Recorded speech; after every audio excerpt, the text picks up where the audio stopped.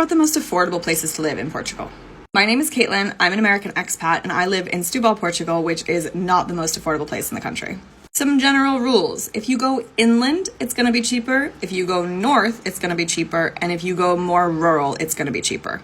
But for the purposes of this video, I'm going to ignore the rural parts of the country and just focus on the cities. If you've been thinking about moving to Portugal for more than 2 seconds, you should already know that Lisbon is at the bottom of the list on affordability.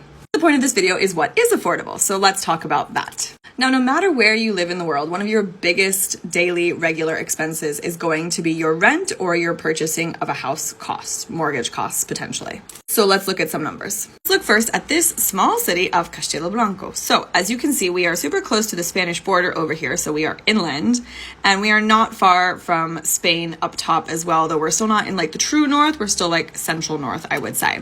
But we have north and we have inland. We don't have rural. We are in technically a city, but it is a small city of only about 50 to 60,000 population. Here are some quick pics of the city. Okay, let's look at properties for rent in Castelo Branco. So I have it so that there's no filters on. We are looking at everything that's available to rent right now. And it looks like these are the properties. So we're looking between like 450 and 750. So let's look at one of them. This looks like it is 500. It is a 3-bed, looks pretty nice and spacious, lots of light, lots of space. So that's what we have for 500 in Castelo Branco. All right, let's look at buying. So the only filter I have on here is that it should be in good condition so we don't have to do any renovations and we can move right in. So let's go into Central and see what we can find for sale. There's lots of properties for sale, looks like, but let's look at something kind of in the like 1 to 150, 139. We have, again, a 3-bedroom. We've got a garden. It looks like maybe it needs a bit of work, but generally pretty spacious and clean and ready to go. So that is a 139 price tag for a 3-bedroom. Let's look at Santarém. So Santarém is more central than north. As you can see, this right here with all my stars is Lisbon. And though it's inland, it is on a river. Here are some pics. Santarém is still under about 60,000 population-wise. There's that river. All right, let's do the same thing in Santarém. So starting with places to rent, no filters on. Let's just see what's available. Already prices are a lot higher than they were up north, but let's look at this 850 property and see what's going on there. This is a 3-bed. It looks really nice and new, redone, spacious, sunny. Yeah, nice property. Fun, but not cheap. Okay, let's look at buying. So again, the only filter we're going to put on is that it should be in good condition, so we don't have to do any renovations. So there we go, good condition. And then let's look at the map so that we can go and look for something fairly central. Kind of look for that same like 1 to 150 price range and see what we've got. So something right there of 145 pops up. So let's look at that one. Oh, nice balcony. All right.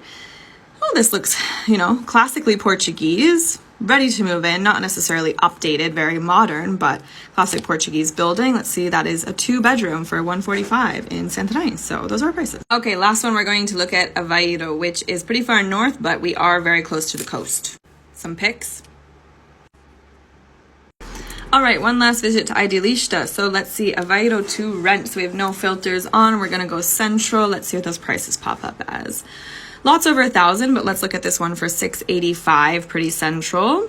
Okay, this is a 1-bed, nice and light and spacious and very, very green, but it looks nice. We can replace the towels, that's no problem.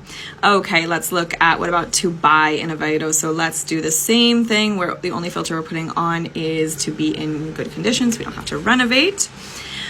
And we've got lots. Okay, let's zoom in and see what we can see for that kind of same 1 to 150 price range. No prices are coming up yet. All right, we're gonna have to click around. Let's see, what have we got? 192, too high. 3, woo, way too high. 199, okay. Let's go back to this. Let's go back to this original.